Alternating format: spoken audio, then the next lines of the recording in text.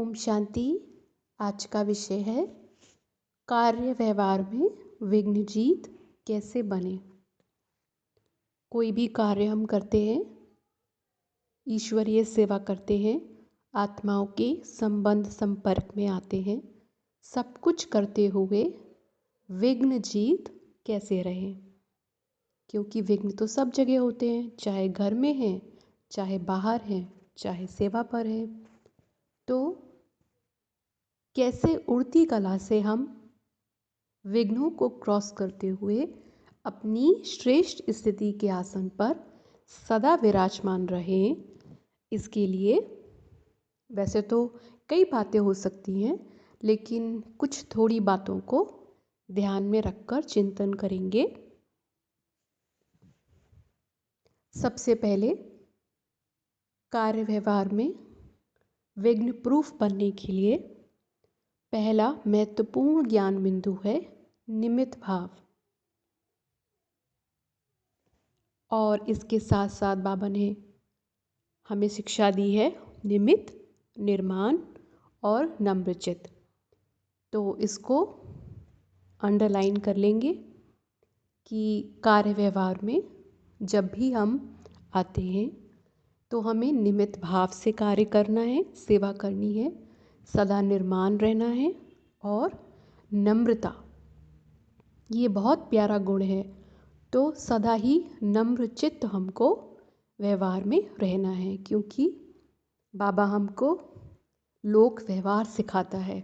दुनिया में तो समझते हैं कि कोई भी आध्यात्मिक संस्था हो या ब्रह्मा कुमारीज हो तो समझते हैं कि इनके पास तो कोई काम नहीं है, इनके पास तो कोई जिम्मेदारी है नहीं है, तो ये फ्री हैं, तो ये ज्ञान की बातें करते हैं, इनके लिए बहुत इजी है।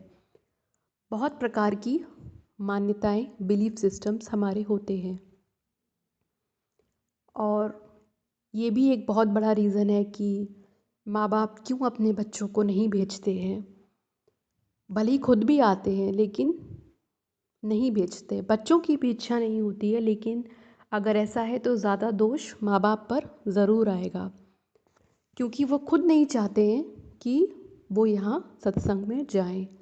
तो इसके पीछे भी वैरायटी रीज़न्स हो सकते हैं, जैसे कि अभी आपकी उम्र छोटी है, ये तो बुज़ुर्गों का काम है सत्संग में जाना, और अभी तो शादी करनी है, तो ये सबसे बड़ा भय होता है कि बच्चे हमारे शादी करने से मना ना कर दें, कहीं रास्ता ना भटक जाएं, घर वाले क्या कहेंगे।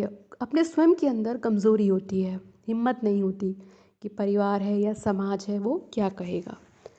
तो ऐसी कई प्रकार की मान्यताएं रहती हैं, लेकिन अगर हम सचमुच समझें कि हमारे बाबा ने हमको क्या दिया है, हमें कौन सा ज्ञान का खजाना दिया है, तो हमें समझ में आए कि एक बाबा के सिवा मैं आत्मा ये दावा कर सकती हूँ कि इस संसार में लोक व्यवहार सिखाने वाला, प्रैक्टिकल ज़िंदगी को जीने सिखाने वाला कोई नहीं है, कोई भी मनुष्य नहीं है सिवाय एक परमपिता परमात्मा के, जो हमको सचमुच जीवन को जीने की कला सिखाते हैं।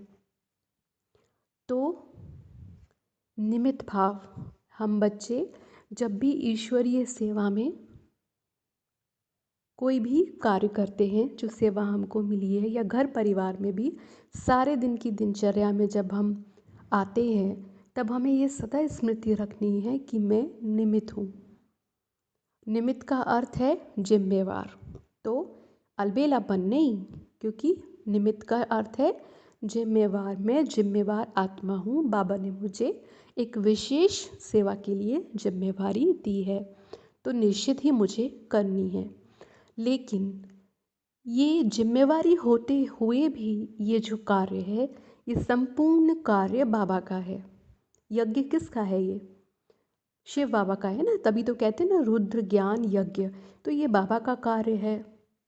इसीलिए सब कुछ करते भी मैं आत्मा हल्की रहूं, कार्य करते वक्त भी मुझे हल्कापन अनुभव हो, कार्य करने के पश्चात भी ऐसा लगे कि जैसे कराने वाले ने करा लिया, हल्कापन अनुभव हो।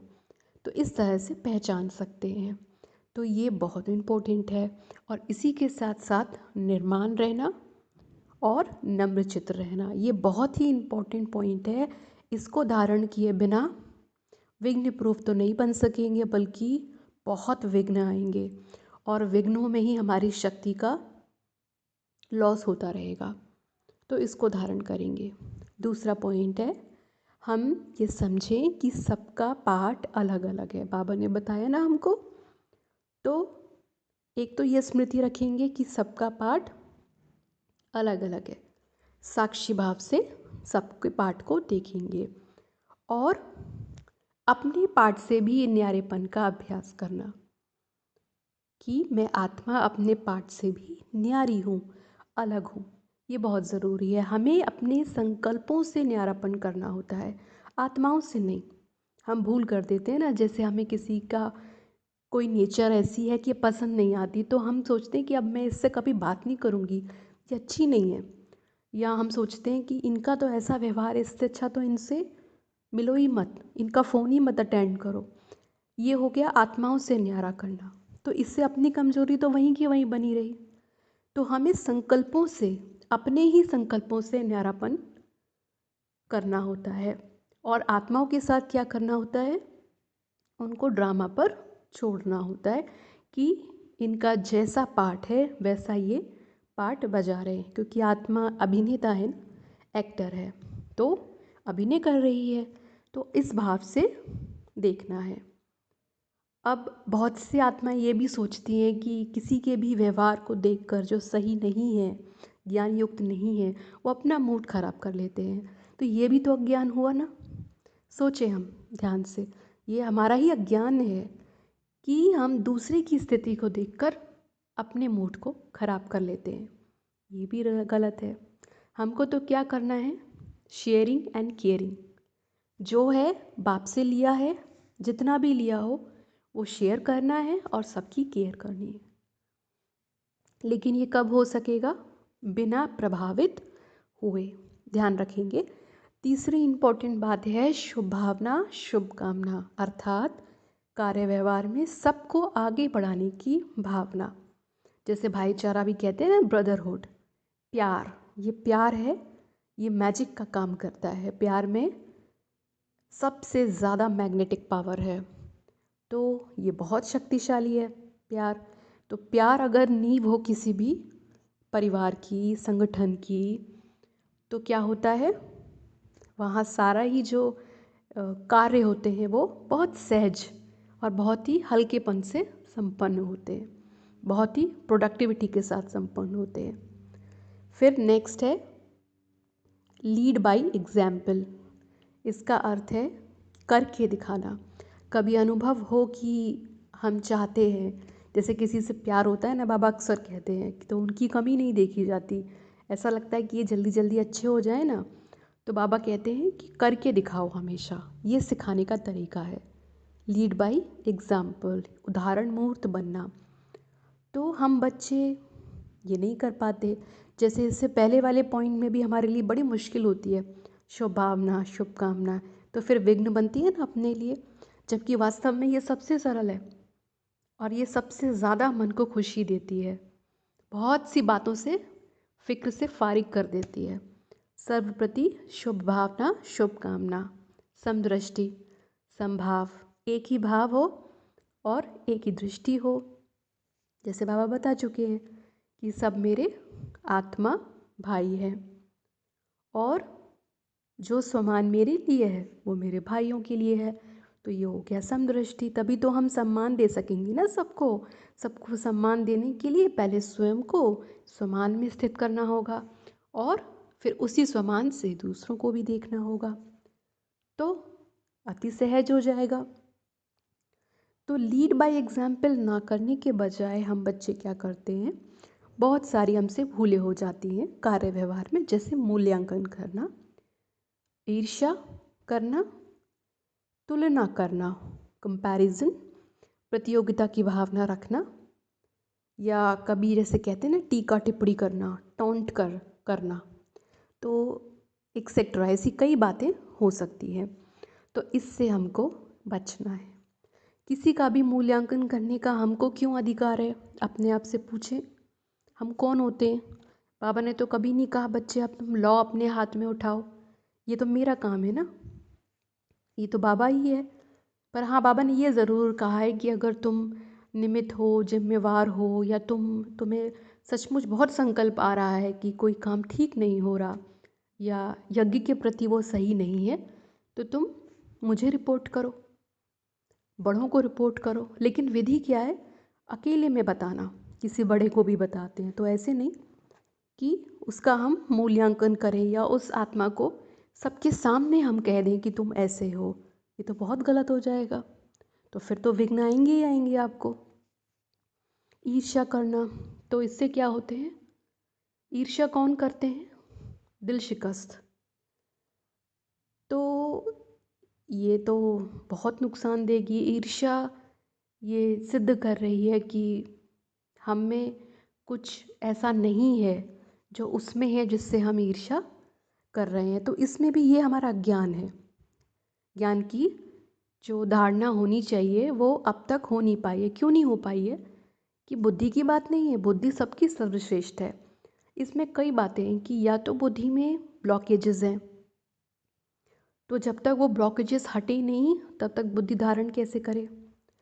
और सबसे बड़ी तो बात यही है कि वो ज्ञान बिंदु हमारी पकड़ में अभी तक आया ही नहीं है, क्योंकि हमने उस पर ध्यान नहीं दिया। क्यों नहीं ध्यान दिया? क्योंकि हमारी शक्ति दैनिक कार्यों में लगने के साथ साथ अन्य ऐसी जगहों पर लग रही है, तो बचती ही नहीं है इतनी शक्ति कि हम उन ज्ञान रत्नों की तरफ देख सकें, धारण कर सकें। तो ये रीज़न है। नहीं तो हम समझ सकते हैं कि ईर्ष्या करना भी अज्ञान है। ऐसे ही तुलना करना, ये तो महाअज्ञान है, क्योंकि तुलना हो सकती है सेम काइंड में। जैसे दो डॉक्टर्स हों तो और लगभग लगभग एक जैसी पढ़ाई हो, तो चलो कंपैरिजन कर सकते हैं कि ये अपने जीवन में किस तरह से अपनी सेवाएं देते हैं, ये किस तरह से करते हैं। लेकिन एक शिक्षक है और एक डॉक्टर है, अब कैसे तुलना करोगे? ये तो कोई सेंस नहीं बना ना। डॉक्टर को आप कहो कि पढ़ाओ और शिक्षक को कहो कि तुम मरीजों को देखो, तो ये हो सकेगा? तो इसी तरीके से बाबा ने समझाया ना कि ये इस बने बनाए खेल में, इस ड्रामा में हर आत्मा का पार्ट अलग अलग है।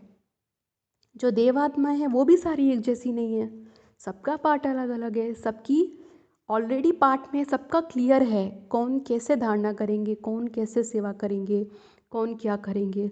तो तुलना का यहाँ कोई सेंस ही नहीं क्रिएट होता, कि तुलना का कोई आधार ही नहीं बनता है। तो ये तो सबसे बड़ा अज्ञान है तुलना करना। ये भी स्पष्ट करता है कि हमको ज्ञान कोई कोई एक ऐसी बात है जो हमारे अंदर धारण नहीं हुई है, क्योंकि बाबा ने तो बताया है। तो उस हिसाब से तो तुलना का कोई मतलब बनता ही नहीं है। फिर टीका टिप्पणी करना, टोंट करना, तो अगर हम ऐसे करते हैं तो इससे ये तो सिद्ध हो ही रहा है कि हमारे अंदर शक्ति की कमी है। लेकिन हम इससे क्या करते हैं, जिसको हम टीका टिप्पणी करते हैं उसकी शक्ति भी कम होती है। तो ये पाप, डबल पाप वाली चीज़ हो रही है, डबल डबल होता जाएगा। फिर ऐसे ही तो हमें इन सब से बचना है, तो ये ध्यान रखेंगे। फिर इसी से जुड़ा हुआ जैसे परचिंतन, प्रदर्शन और व्यर्थ से बचना, ये भी बहुत ज़रूरी है विघ्न प्रूफ बनने के लिए। माने उड़ती कला से क्रॉस करेंगे ना तभी तो। अच्छा, उड़ती कला से क्रॉस करने के लिए ये भी बहुत इम्पोर्टेंट बात है कि लक्ष्य सदा स्मृति में हो।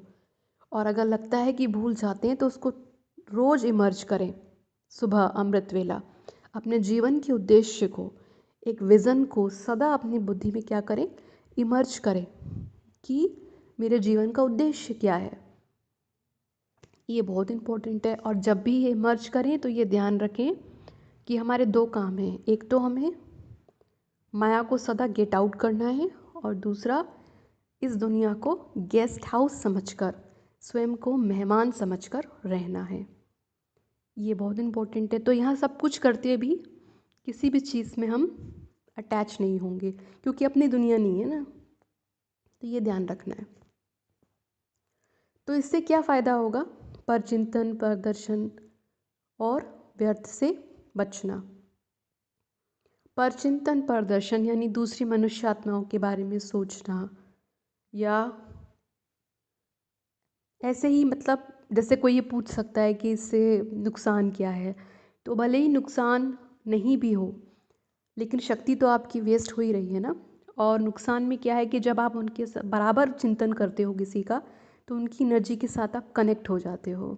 तो हर कोई परफेक्ट तो है नहीं है ना, तो उनकी अच्छी बातों के साथ साथ बुरी बातें भी आपके अंदर आने लगेंगी। तो ये क्यों करना है।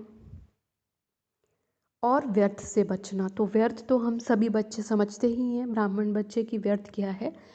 बट एक और टेंशन की बात है, जैसे हम अनुभव करते हैं कि सोशल मीडिया पर, फेसबुक पर, व्हाट्सएप पर कई बहुत अच्छी अच्छी बातें भी होती हैं। माने उनको व्यर्थ तो नहीं कह सकते, क्योंकि वो वाकई बहुत अच्छी होती हैं। लेकिन फिर भी मुझात्मा को ये संकल्प आता है कि हम ब्राह्मण बच्चों को इतना समय कैसे मिल जाता है कि मुरली होने के बावजूद, इतनी मुरली हमारे पास है, अव्यक्त मुरलियाँ हैं, साकार मुरलियाँ हैं, कितने वर्षों की ये इतना भंडार ज्ञान का है, उसके बावजूद भी हमें ये ज़रूरत कैसे महसूस होती है कि हम दूसरी कोई बात को पढ़ें सुने। तो ये संकल्प मुझे आत्मा को आता है। तो ये क्यों करना है, क्योंकि इससे शक्ति का संयम होता है। देखो, भगवान आया है, कितना बड़ा उसका प्रोजेक्ट चल रहा है, एक महापरिवर्तन के दौर से हम गुजर रहे हैं, तो हमें अपनी संपूर्ण शक्ति उसके कार्य में लगानी है, लेकिन हम उसे खर्च कर रहे हैं। अब जैसे किसी कोई अगर लौकिक जीवन में है, ज्ञान में चलते हैं, तो उनके लिए फिर भी कहा जाएगा कि उन्हें बहुत ज़रूरी है कि वो जो भी उनके कार्य संबंधी आवश्यक बातें हैं उसमें वो ध्यान दें। लेकिन अगर हम समर्पित जीवन में हैं, तो हमको क्या, क्यों हम अपनी शक्ति वेस्ट करें, क्यों हम ये जानना चाहते हैं कि बाहर क्या हो रहा है, ये हो रहा है। हमें तो बल्कि ऐसा बनना चाहिए कि हमारी मास्टरी हो मुरली में, हमारी एक्सपर्टीज़ हो, विशेषज्ञता हो, कि हम विश्व को चैलेंज कर सकें। तो मुरली के महत्व को समझना बहुत ज़रूरी है। तो इससे क्या होगा, शक्ति का संयम, शक्ति कंजर्व होगी तो आपकी कार्य क्षमता बढ़ेगी, प्रोडक्टिविटी बढ़ेगी। और एक और भी है कि अगर आपको बाबा ने विशेष निमित्त बनाया है, तो आप क्या करें कि बाबा कहते हैं कि सबकी योग्यता देखकर, क्षमता देखकर, विशेषता देखकर कार्य में लगाना, और कमी हो तो क्या करना, करके सिखाना। किसी की कमी हो तो कमी को समाना बहुत ज़रूरी है। तो लेकिन हम ऐसा करते हैं, हम कितने लोग ऐसे हैं जो दूसरे की कमी को समा लेते हैं, नहीं करते, बल्कि बहुत आसानी से कह देते हैं कि ये तो ऐसे ऐसे है। तो जब भी आपको ऐसा लगे ना, किसी के प्रति घृणा भाव, या किसी को छोटे रूप में जब आप कभी भी देखो, तो केवल एक सेकंड शांत होकर भीतर खुद से पूछना कि इस वक्त सचमुच छोटा कौन है, देखने वाला है या जिसके लिए कहा जा रहा है वो है। तो आपको एहसास होगा, अंदर से उत्तर मिलेगा। तो दूसरों की कमियों को हमें समाना है और अपने स्वमान को इमर्ज करना है, और उनको भी स्वमान की स्मृति दिलानी है। वो स्वमान की स्मृति में नहीं है, इसलिए कमी दिख रही है। तो सिर्फ इतना काम करना है, स्वमान की स्मृति इमर्ज करानी। हम क्या करते हैं, कमियों के विस्तार में चले जाते हैं। तो बाबा कहते हैं कि कोई भी कमी देखते हो तो क्या करना है, जैसे खुद को भी तो सिखाते हैं ना हम, जैसे तो ऐसे दूसरों को भी करके बता दें कि अगर कोई कार्य नहीं आता है तो इसको ऐसे करना है, लेकिन मूल्यांकन ना करें। तो इसमें जैसे किसी को कभी हम परखने में भूल कर जाते हैं, समझने में, तो बाबा कहते हैं कि बच्चे इसके लिए अपनी शक्ति बढ़ाओ, परखने की शक्ति, निर्णय शक्ति और धारणा शक्ति। तो परखने की शक्ति माने जब हम पहचान सकेंगे, परख सकेंगे कि आत्मा कैसी है, इस आत्मा का, इस आत्मा के संस्कारों को हम परख सकते हैं कि नहीं, जब हम ये देखेंगे। और जिस वक्त वो हमसे ज्ञान सुन रही है, या हम किसी प्रोफेशन में भी हैं, तो कोई डॉक्टर, सपोज़ हम डॉक्टर हैं, टीचर हैं, और हमारे सामने विद्यार्थी है, मरीज़ है, तो ये हम परख सकें कि उसकी आवश्यकता क्या है, उसको क्या चाहिए, उसकी ज़रूरत क्या है, ये भी, और जिस वक्त वो हमसे आत्मा ज्ञान सुन रही है उस वक्त उसकी मूड कैसी है, उसको चाहिए क्या, और वो जहाँ से आई है, जिस माहौल से आई है, जिस घर से वो आई है, जिस तरीके के लोग उसके आसपास रहते हैं, वो स्थिति कैसी है, उसका वायुमंडल कैसा है जहाँ से वो आती है, उसकी अभी क्या क्षमता है। तो ये सारी बातों को देख कर, परख कर हमको उसको ज्ञान देना है। नहीं तो फिर सफलता नहीं मिलती है, फिर हम इसी में ही नाराज़ हो जाते हैं, इनको इतना समझाया, इनके तो समझ में नहीं आया, ये हो जाता है। तो परखेंगे कैसे? परखने का आधार ज्ञान है, विवेक। तो उससे ये शक्ति हमें बढ़ानी है, और परख सकेंगे तो निर्णय कर सकेंगे, निर्णय शक्ति हमारी बढ़ेगी। और फिर है ग्रहण करने की शक्ति, यानी धारण करने की शक्ति। तो इन सब बातों का हम ध्यान दें, और आज हम खुद भी अपने लिए कुछ पॉइंट्स लिख सकते हैं कि कार्य व्यवहार में हम इन इन विघ्नों का सामना करते हैं। तो उन पॉइंट्स पर हम सोच सकते हैं कि मैं आत्मा कैसे विघ्नजीत बनूं। लेकिन इसमें तरीका ये है कि अगर आपको लगे कि कभी कोई आत्मा विशेष विघ्न रूप बनती है, या आपके उसके साथ किसी प्रकार का क्लैश होता है इंटरपर्सनल बिहेवियर में, तो आप जब भी ऐसा हो तो इंट्रोस्पेक्शन करें, लेकिन उसमें थोड़ी देर के लिए उस आत्मा को अलग कर दें। केवल अपने को चेक करें कि ऐसा कौन सा ज्ञान का बिंदु था जो मैं आत्मा यूज़ कर सकती थी, और अगर करती तो मैं उस विघ्न को क्रॉस कर सकती थी और उड़ती कला से विजयी बन सकती थी। तो आत्माएं तो नहीं बदलेंगी ना, वो हमारी पावर में नहीं है। तो वो कैसे बदलती हैं? केवल हमारे स्वरूप को देखकर। जब हमारे स्वरूप से, हमारे चेहरे से, चलन से, जीवन से जब परिवर्तन होगा ना, उससे जब शिक्षा जाती है, तब वो परिवर्तित होते हैं। इसी को कहते हैं शेयरिंग एंड केयरिंग। तो आज इस पर चिंतन करेंगे, और ये पुरुषार्थ करेंगे कि हम धीरे धीरे निरंतर अपने कार्य व्यवहार में विघ्न जीत रहें। ओम शांति।